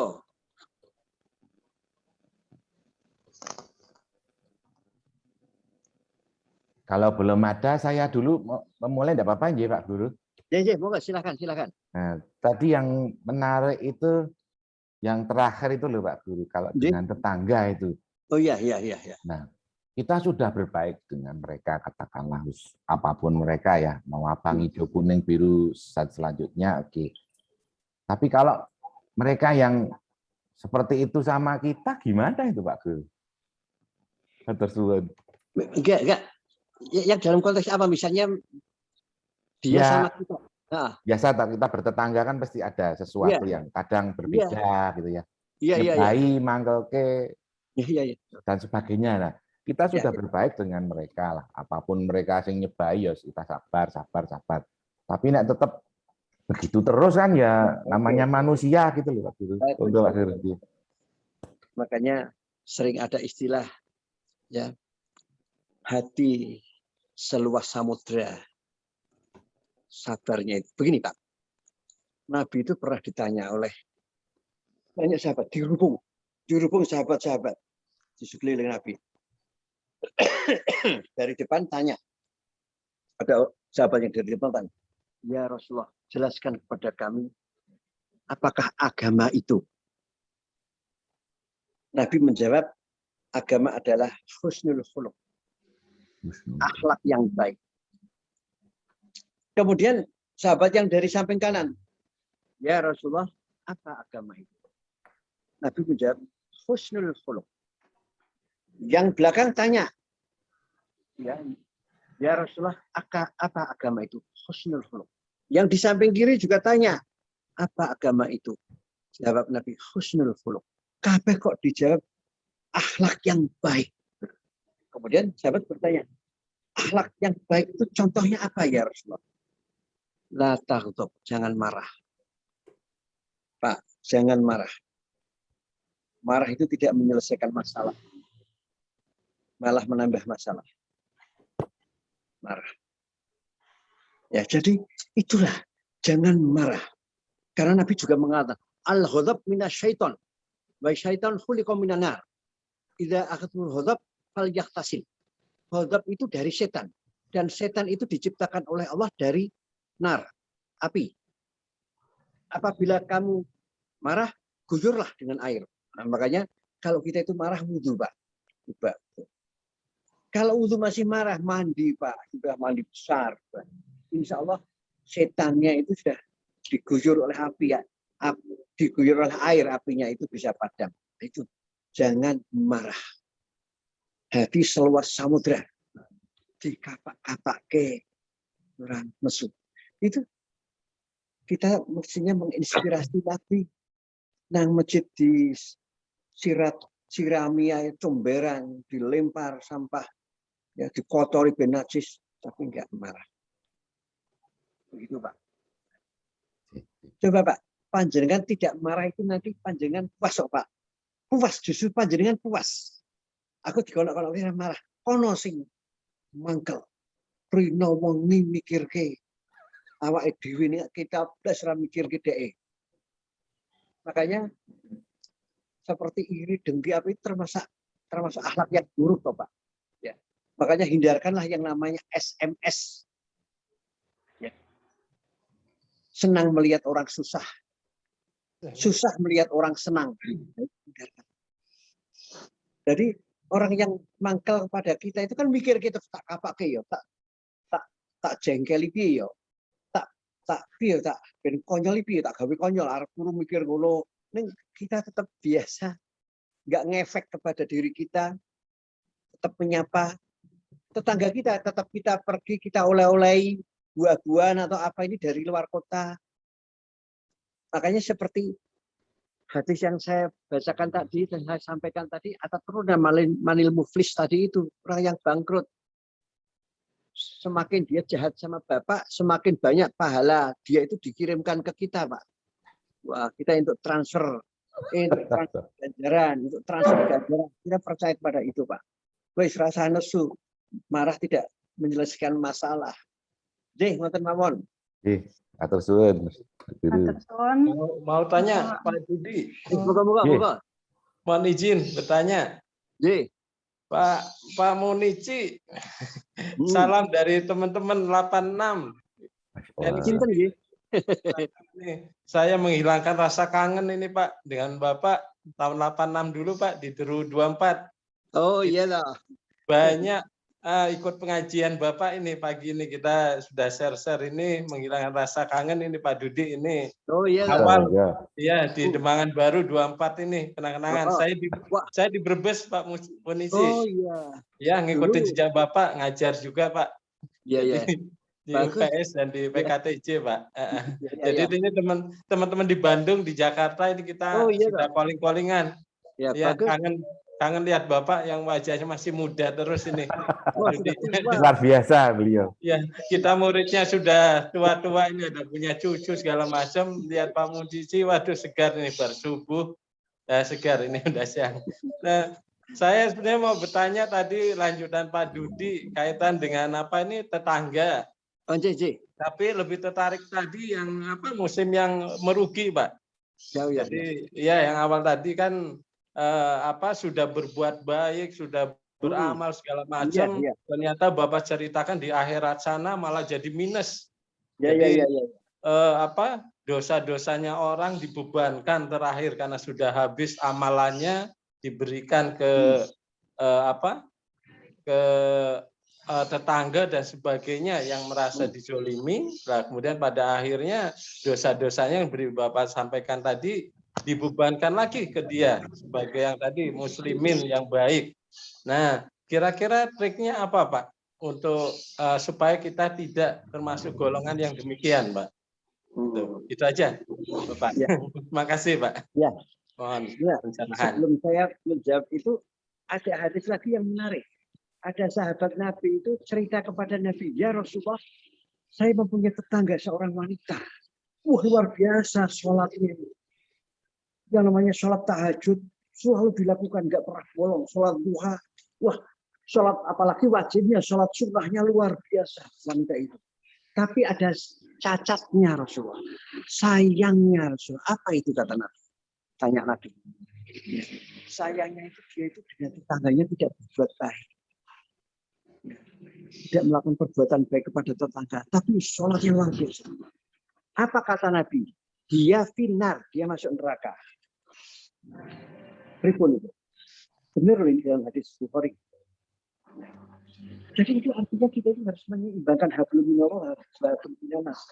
Kalau ada tetangga yang menjengkelkan kita mbok menyadari barangkali kita itu jangan pernah suudzon, berhusnudon lah, ya, berbaik sangka lah, berpositif thinking lah, jangan selalu negatif thinking. Apalagi naudzubillah kalau kita itu suudzon kepada Allah. Allah itu mengatakan ana ida dhoni. Saya itu seperti apa yang kamu sangka. Kalau kamu itu menyangka saya itu jelek, buruk, kamu akan menerima keburukan terus. Apa yang kamu lalui di dalam hidupmu ya elek terus. Karena kamu berprasangka buruk padaku. Jadi begini, kita ini kepada tetangga, misalnya, tetangga kita itu jengkel ke kita. Itu justru kita mengingat kepada Allah bahwa Allah itu menguji kita melalui tetangga.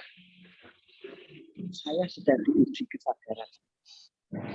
Kesadaran saya itu sedang diuji oleh Allah melalui tetangga. Tetangga saya menjengkelkan saya itu saya diuji. Sehingga kalau panjenengan bisa mengatasi itu tidak malah membalas, ya, itu panjenengan lurus. Panjenengan mestinya bangga dan senang. Wah, aku diuji sama Allah melalui tetangga saya. Juga diuji melalui peminta-minta. Bisa lupa. Bisa lupa itu. Kok dilalah begini-begini. Bar maghrib ono bel rumah. Dibuka ke kok ono uang sih mengatakan Pak, saya dibantu, dompet saya dicopet, misalnya seperti itu. Sehingga saya sekarang sudah punya apa-apa, saya minta bantuan Bapak. Kita itu nggak usah negatif thinking, paling ngapusi. Nggak usah. Ya ngapusi itu bener, ora tok neng. Positif thinking ya. Beda dosa ya dosanya dirinya tak bantu. Kak Nai, untuk uang berapa sekian ratus pasar rumah saya di Jawa Barat pernah saya sebut. Bantu. Itu siapa yang melangkahkan kaki dia terus kok ngebel milih omahku? Kok orang omah itu goku? Singgung api-api milih omah. Rumah saya itu jelek Pak. Gitu. Menggarasi tok, sepong Arab mungkin tok. Jadi rumah saya itu sepong Arab kayak toko tutup. Orang semuanya itu di garasi dari mobilnya. Ruang tamu itu jadi satu sama mobil. Gitu. Rumah saya itu nggak ada garasi khusus, nggak ada. Gitu. Ya kok sing jebel omahku gitu omah sing sugih. Itu Allah sayang. Kita duduk-duduk nang di nang dalan apa nang wis di mana Mas? Ya duduk nang misalnya duduk nang Malioboro sampai bagus duduk. Kok ndilalah ono wong marani kita minta. Kok duduk kae. Saya selalu mesti menjalankan keinginan dan mimpi Gusti Allah. Jadi kita selalu berprasangka seperti itu. Tetangga gawe jengkel ya sing gawe jengkel kok Gusti Allah melalui tetanggamu itu diuji. Lulus ke orang. Itu loh Mas.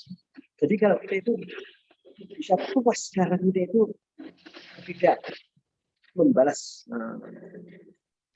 apa yang diperbuat oleh tetangga yang menjengkelkan tadi. Itulah orang yang beriman itu seperti itu. Makan sih.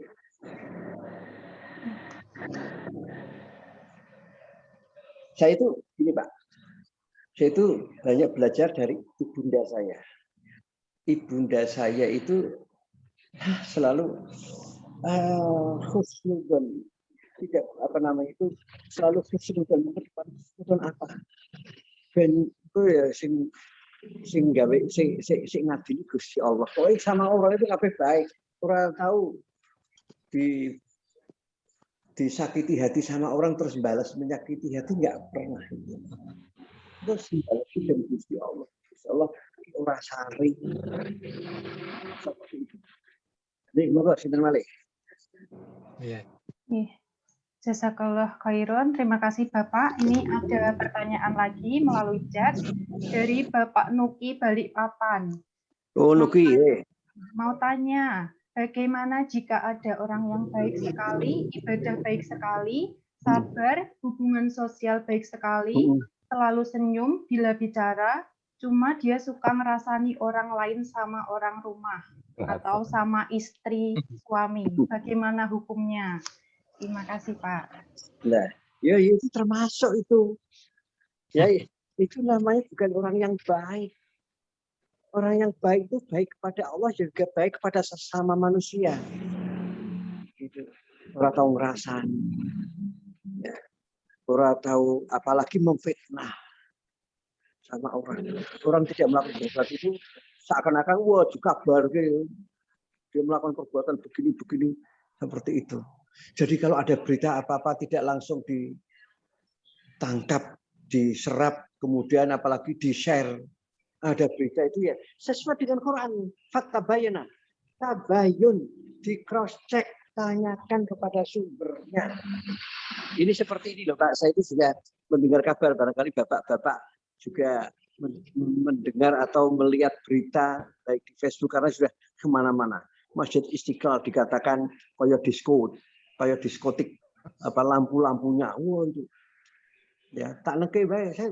Enggak, tapi ketika ada orang datang ke saya kok auto sekrangnya itu sing kurang gawean iki sing memposting karena itu ketika Masjid Istiqlal sedang dicoba, dijajal, dites lampunya ya lampu abang ya kayak diskotik seperti itu. Itu kan ibarat kita nyobal sound system Pak. Tes 1 2 3 1 2 3 tes wis ini tes ini tes itu juga gitu. Nek lampu hijau piye nek lampu biru piye klap-klip wah bang hijau biru kaya disco Diskotik. nanti tidak seperti itu bukan kehusukan. Kita mau sholat nuansa ruangnya hijau semuanya karena warna hijau itu warna yang paling dicintai Nabi, suka Nabi pada warna hijau ya. Kemudian nanti warna biruan semuanya mendukung kehusukan. Wis jeleh ini nanti sholat bintan warna putih biasa. Ini yang warna putih biasa. Neon ya. BL nanti warna ini. Ini bukan ke waktu dijajal wis dikomentar. Nah, isinya tabayun. Tabayun seperti ini. Mendengar Pak yang namanya terowongan silaturahim. Wah, Istiqlal katedral. Buat takon gitu loh. Meskipun saya tidak terlibat di dalamnya, Pak, tapi saya itu pernah diwawancara di TV tentang itu karena itu dulu heboh. Wah, Istiqlal karo katedral gawe terowongan. Janjane sing jenenge terowongan kuwi jembatan nek nang dhuwur jenenge jembatan, Pak. Jembatan penyeberangan. Ning le nyabrang nang isor dijenengke terowongan. Ora kok mung juga saka masjid karo saka gereja. Nah kan halamane iki halaman gereja karo halaman masjid. Kenapa kok halaman gereja karo halaman masjid? Karena tempat parkir ya. Orang-orang yang jamaah Istiqlal nek Idul Fitri Idul Adha pinjem parkiran nang katedral. Parkir dengan katedral. Demikian juga kalau Natalan katedral pinjem tempat parkir Istiqlal sehingga ben podo penake le nyabrang gaweke penyeberangan nang isor karo eskalator. Nek penyeberangan nang dhuwur Jogja dulu pernah ada penyeberangan nang dhuwur nang jalan Solo karo nang jalan Diponegoro dibongkar karena apa? Aspek psikologis wong tuwa waduh muni waduh bisa nyabrang ora payu tetep do nyabrang males munggah tapi itu juga nyaman terus berasik jadi tabayun jadi sabar monggo sinten malih saya tanya Ustaz. Monggo Nggih, begini Ustaz. Terkait dengan yang tadi Ustaz ceritakan, itu ketika Rasulullah digandeng oleh wanita Yahudi gitu ya. Dan Rasulullah tidak nyipatke begitu kan. Nah, saya berpikir kalau misalkan itu terjadi di zaman sekarang, ada Ustadz atau ulama itu digandeng wanita, kemudian beliau diam saja, apalagi itu wanitanya mungkin kafir, Yahudi dan sebagainya, tidak pakai jilbab dan sebagainya, itu apakah malahan mungkin akan menyebabkan fitnah yang luar biasa ya bagi Islam atau gimana gitu ya. Tapi gimana itu Tat? Padahal dulu enggak ya. Kalau sekarang kok iya ya Tat ya. Harusnya ya. Karena dulu para sahabat-sahabatnya itu mengamalkan Quran dan Sunnah. Orang-orang rasani, orang-orang yang memfitnah kaya ngono ki. Kalau kita sekarang juga melihat hal sesuatu seperti itu, ojo dirasani ning tabayun dhisik. Aku kok mikir weruh panjenengan nang dalan kayak gandengan karo sinten to niku Pak. Karena kalau nek sing jenenge ngrasani Pak, istri saya itu pernah kena fitnah ketika saya sekolah di luar negeri. Saya di rumah itu hanya berdua sama istri. Ya, berdua deal. Saya keluar negeri tapi karena saya itu anak tunggal, Pak. Ya, anak tunggal, orang tua mas, orang tua adik. Istri saya keluarganya banyak. Asalnya Solo. Keluarganya sebagian lanang-lanang. Nah, bapaknya, mertua saya, itu akon anak-anaknya. Mbok penek selalu ngancani mbakmu kae nang Yogya gentenan. Nah, gentenan. Lanang-lanang gentenan mlebu omah. Metu omah tangga-tangga do ngrasani. Itu loh. Terus pernah itu kata istri saya, dilalah ana tangga yang merupakan tokoh di sana. Itu ngebel rumah, ketika dibuka langsung mlebu melayu. Delok nang kamar tidur. Gitu. Soalnya ana wong lanang mlebu kene. Gitu. Ternyata wong lanangnya pengen guanangan dari kakak-kakak adik-adik ya. Sing lanang itu adik-adik saya semuanya. Itu penampilannya sama saya lebih tua mereka. Jadi tonggo-tonggo kuwi wah bojone nang luar negeri ditinggal nang luar negeri mlebokke wong lanang gonta-ganti terus. Pernah jadi fitnah. Tapi kalau zaman Nabi enggak pernah seperti itu karena semuanya itu husnudzon, mengedepankan husnudzon.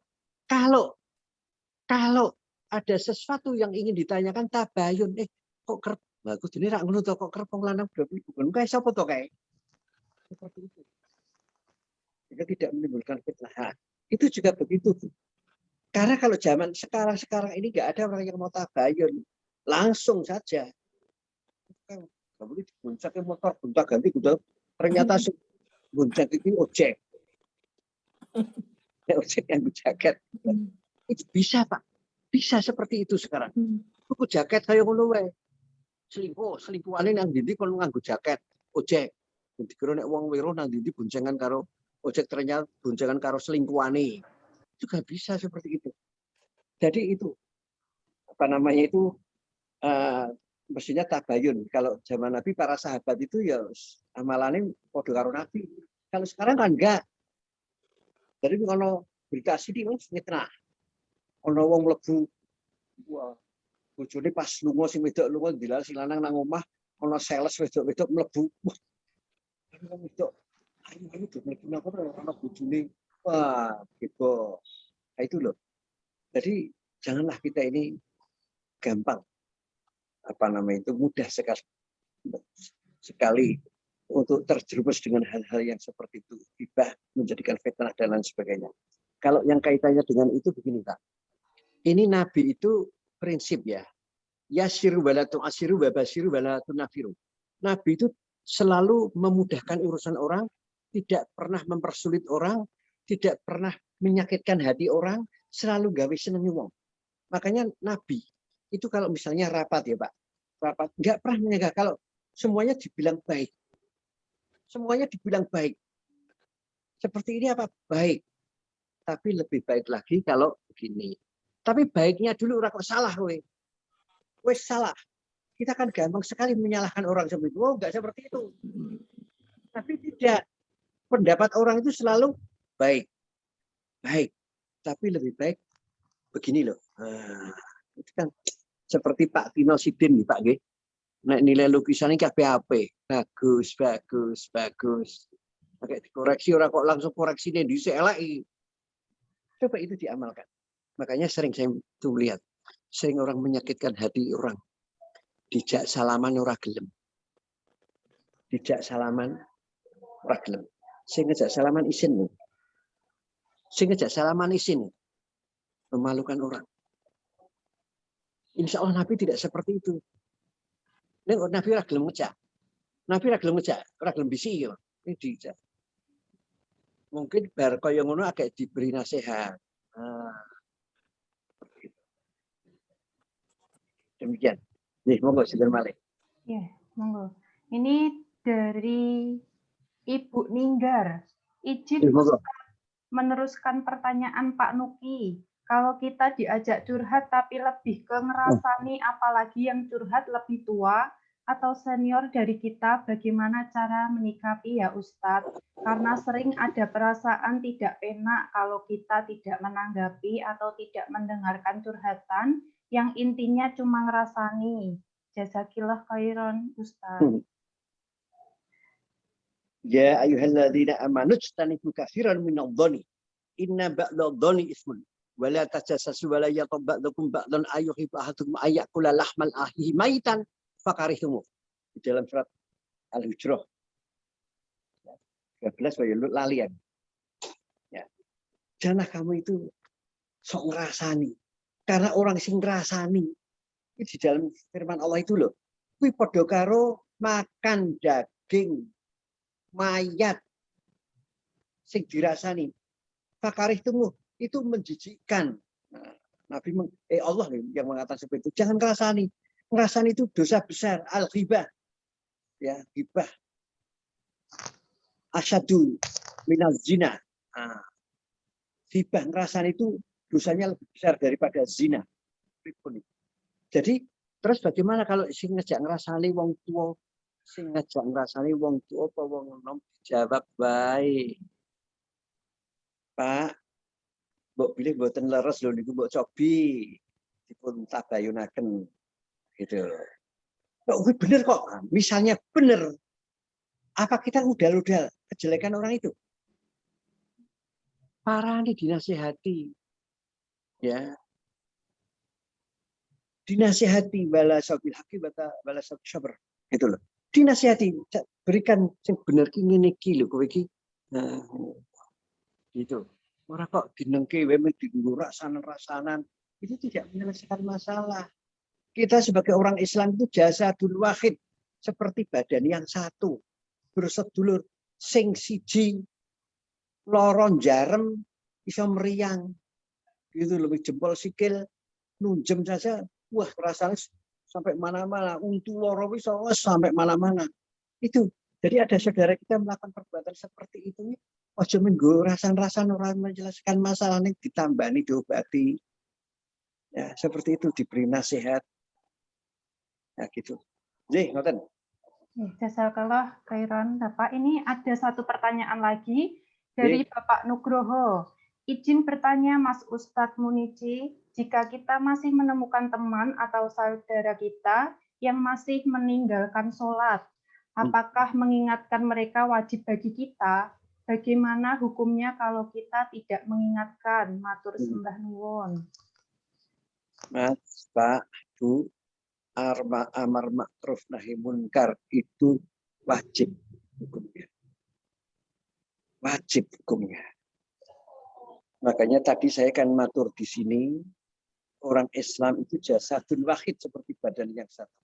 Misalnya, panjenengan tinggal di suatu ya komplek perumahan yang masih baru, yang di sana itu masih amburadul, ada jurang yang menganga, jogangan yang menganga. Ya, panjenengan sudah lama di sana, tinggal beberapa tahun. Kemudian ada orang baru, jalan-jalan malam, terus ke sana. Padahal di sana itu ada jogangan. Apa kita diamkan saja? Kecekur jogangan. Demikian juga ada teman kita, sohib kita, saudara kita tidak sholat, masuk neraka itu. Apa kita diamkan saja? Yuk kita nasihati dong. Tapi caranya menasihati itu bil hikmah. Kalau kita membuka firman Allah di dalam surat An-Nahl 125. Ud'u ila sabilir rabbika bil hikmah wal mau'izatil hasanah wajadilhum billati ahsan. Ajaklah dia itu ke syariat Islam, ke jalan Allah bil hikmah, dengan arif dan bijak. Jadi jangan kok menggurui. Sesok nyebelke itu menggurui, Pak. Apa malah kemuci suci, kaya kowe sing bener dhewe. Nah, jangan. Tapi bil hikmah. Gitu. Misalnya sebagai contoh, salat itu dosa ini. Ojo sosok menggurui. Ini panjenengan sing ngomong ini sih pengajian kalau kok mengatakan ini ninggalke salat itu ojo kaya saka kowe. Dari panjenengan ini saka wong liya. Dari ustaz gitu. Saya mendengar pas ceramah di TV atau di mana, konon katanya orang yang meninggalkan sholat itu dosanya besar, begini. Nah, itu menarik dan bijak. Kalau menasihati itu dengan baik, dengan cara yang baik. Kalau mereka ngeyel, jidal itu ngeyel, sikapilah dengan ya, sikap yang lebih baik lah. Gitu loh. Jadi kalau ngeyel orang kok ya gentan dia ngeyel orang. Tapi kita itu orang yang seperti itu. Karena begini Pak Bu, ya. Yang memberi hidayah itu siapa? Bukan kita, Nabi saja tidak bisa memberi hidayah. Nabi menasihati Abu Thalib, pamannya Nabi, nasihati sampai akhir hayat tidak Islam. Nabi terseduh-seduh dan susah. Ditegur oleh Allah. Muhammad, kenapa kau susah? Mengenai hidayah itu kowe ning aku. Jadi kewajiban kita itu hanya menasihati. Kewajiban kita itu hanya mengingatkan. Nah, seperti itu. Ya. Entah ditombok karo ora urusan Gusti Allah. Tapi sudah kita lakukan. Itu. Ojo kok belum tahu melakukan. Sudah kita lakukan. Nah, itu persis Pak. Seperti orang tua terhadap anaknya. Wong tuanya seorang ustadz, anaknya mabuk-mabukan, yang gawe ni gaple, main judi, wis kayak ngono. Bapak ini kiai. Ini dalam ceramahnya saya mendengarkan waktu itu ceramahnya Zainuddin MZ. Ini ya, saya terinspirasi. Ketika ayahnya dulu waktu dihisab sama Allah, wah baik, ya Ustadz Kiai langsung masuk surga. Kemudian berikutnya itu anak ini, wah tukang judi, tukang rokok ya, jangan. Kenapa panjenengan mau memasukkan saya ke dalam neraka panjenengan? Ya, tidak seperti itu karena saya itu tidak pernah dididik sama orang tua. Mana orang tuamu siapa? Yang tadi sudah masuk surga, dipanggil. Kowe ora tau didik anak. Kon ngancani anak enan rokok. Gitu loh. Jadi kita sebagai kewajiban kepada anak itu didik dulu. Terus dididik orang ngerti ya sudah. Apalagi kamu dididik tekan akil balik. Tekan akil balik kok tetap dodro kayak ngono ya sudah. Karena yang memberikan hidayah itu Allah, dia tidak mendapatkan hidayah dari Allah. Ini wis kewajibanku mendidik anak, kewajibanku memberikan nasihat. Sudah saya lakukan. Jangan sampai tidak pernah dilakukan. Ya, dengan tetangga, dengan siapapun, dengan sesama muslim ya. Kita harus selalu tawasabil haqi wa tawasabil sabr. Monggo. Jazakallah khairan. Terima kasih Bapak. Karena ini waktunya mari kita akhiri ya. Kita resum tausiah pagi ini. Resum tausiah pagi ini yaitu akhlak yang baik menjadi modal utama dalam menjalani hidup di dunia. Tabiat dan etika kita menjadi penting untuk menjaga hubungan dengan sesama manusia. Jangan sampai menjadi orang yang bangkrut, yaitu menjalankan ibadah baik, sholat puasa baik, tetapi memiliki akhlak yang tidak baik, yang buruk. Kesantunan akhlak kita di dunia menjadi ladang akhirat kelak. Semoga kita selalu mencontoh akhlak Rasulullah, yakni akhlak Al-Quran. Wallahu a'lam. Terima kasih. Monggo Pak Dudi. Terima kasih Anggun. Alhamdulillah. Jazakallah khairan kasir. Terima kasih Pak Guru Munici yang sudah memberikan tausiahnya pada kita semua di pagi hari ini. Yang luar biasa adalah ini kalau tidak salah kali ke-7 Pak Guru Munici rawuh di kami. Insyaallah. Sebelum diakhiri Pak Guru nanti mohon didoakan, ini ada beberapa teman yang sedang sakit. Yang pertama yaitu dari Om Oktavian Abidin, kemudian Ibu Hajah Supartini Sriono, dan yang ketiga Ibu Hajah Arini Sutaryanti. Nanti mohon didoakan Ustadz sebelum ditutup. Kemudian informasi untuk Sabtu depan, insya Allah yang akan hadir di YOM kita adalah Ustadz Dr. Haji Abdul Jamil SH MH. Beliau adalah Dekan Fakultas Hukum UI dengan tema Hukum Waris Faraid dan Permasalahannya. Begitu ya Bapak Ibu. Monggo sebelum diakhiri seperti biasa kita ada sesi foto dulu ya Pak Zulkifli. Iya, monggo. Monggo Bapak Ibu ditampilkan. Alhamdulillah hari ini tadi yang hadir 84 Pak Guru. Nuwun buat semuanya.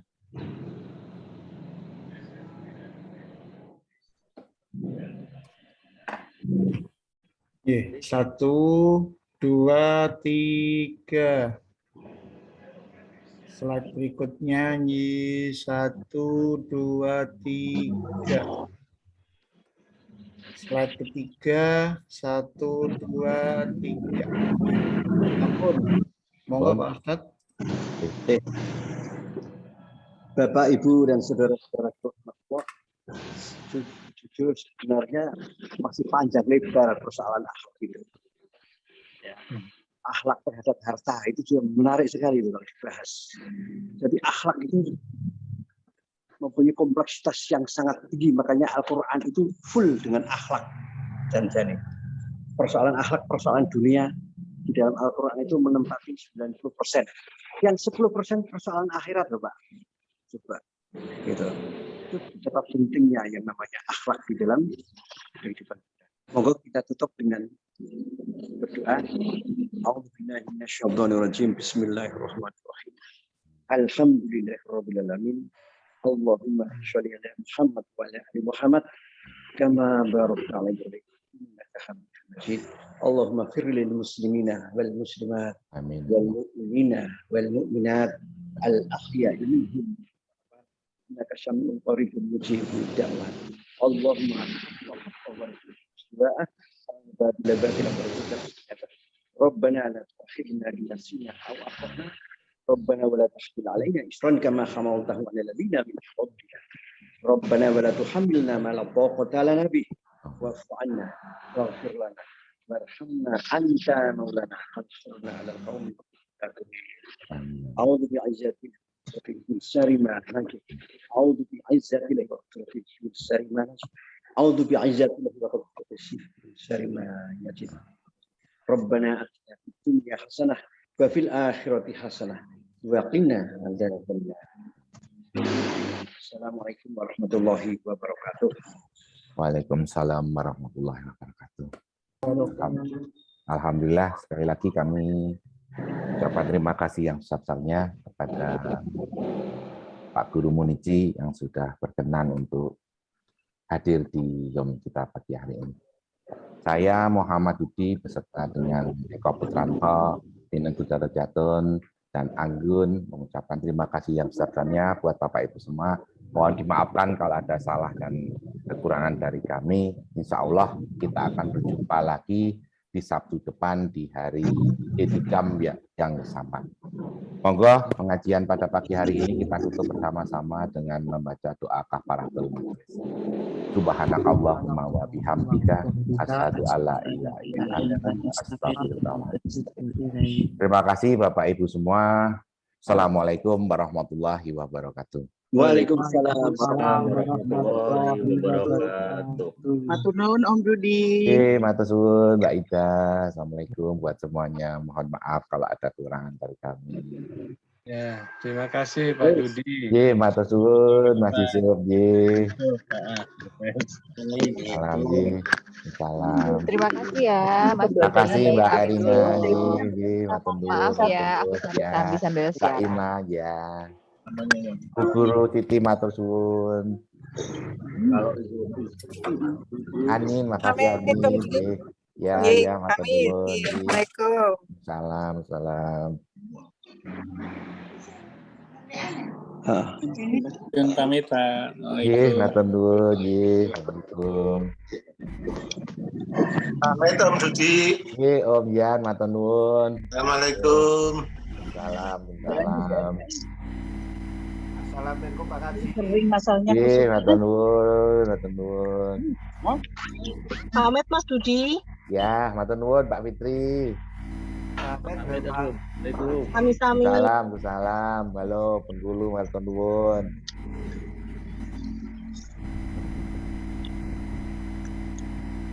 Sarang nggih Kakak Kaji. Nggih, matur nuwun.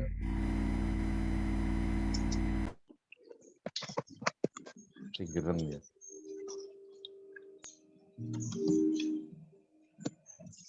Mohon maaf lahir dan batin. Nggih, kasih Om Minang.